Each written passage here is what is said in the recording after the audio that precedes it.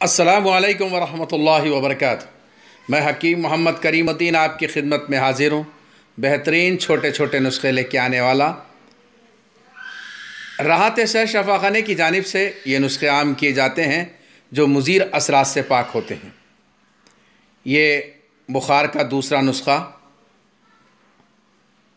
पुदीना 200 ग्राम, अदरक 200 ग्राम, अजवान 200 ग्राम, इन तीनों को पीसकर अलग अलग रख लें और थोड़ा थोड़ा लेकर एक चमचा बना लें। ये 200 ग्राम पानी में डालें और ख़ूब इसे औटाएं। डिकाशन जब खूब औटने लगे उसी वक्त 1-2 या 3 लौंग डालें और इसे मरीज़ को पिलाएं। इसी तरीके से दिन में 3-4 मरतबा गर्म करें और दिन में 3-4 मरतबा मरीज़ को पिलाएं। याद रहे, जिस वक्त आप पिला रहे हैं मरीज़ को, उस वक्त मरीज़ की तबीयत में गर्मी नहीं होना चाहिए। यानी आप अगर मरीज़ के पेशानी पे हाथ रखें तो ठंडा रहना चाहिए।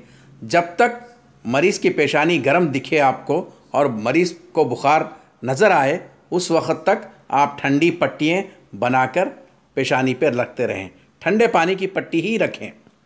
जैसे ही कमज़ोर दूर हो गई और बुखार ख़त्म हो गया, यानी आप देखें कि मरीज़ के पेशानी पे जब हाथ रखें तो ठंडा नज़र आए, उसी वक्त ये दिन में 3-4 मरतबा पिलाएं और साथ में ग्लूकोज़ का पानी भी पिलाएं। ग्लूकोज़ बनाने का तरीक़ा, नमक शक्कर हम वज़न ले लें, नींबू का रस या संतरे का रस या मौसम्बी का रस, ये तीनों में से कोई एक नमक और शक्कर में मिलाकर मरीज़ को पिलाएं ताकि जिस्म के अंदर ग्लूकोज़ पैदा हो।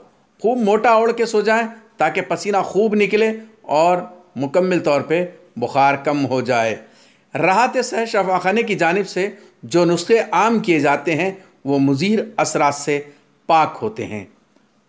राहत सह शफ़ाख़ाना महज खिदमत खल्क़ की नीयत से ये नुस्खे बनाता है और कुछ दवाखाने के एडवर्टाइजमेंट की नीयत से।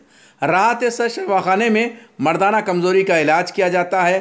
आने से पहले ज़रूर फ़ोन कर लें और टोकन नंबर भी ले लें। फ़ोन पर मशवरे तलब ना करें। यूट्यूब की दुनिया में अल्हम्दुलिल्लाह बहुत सारा मवाद मौजूद है मेरा। एक हकीम मोहम्मद करीमुद्दीन के नाम से, दूसरा हकीम MOHD मोहम्मद करीमुद्दीन के नाम से ये दूसरा चैनल है। सिर्फ़ वही लोग इस नुस्खों को इस्तेमाल करें जो इन चीज़ों से वाकिफ़ हैं। दुआओं का तालिब हकीम मोहम्मद करीमुद्दीन। अस्सलामु अलैकुम।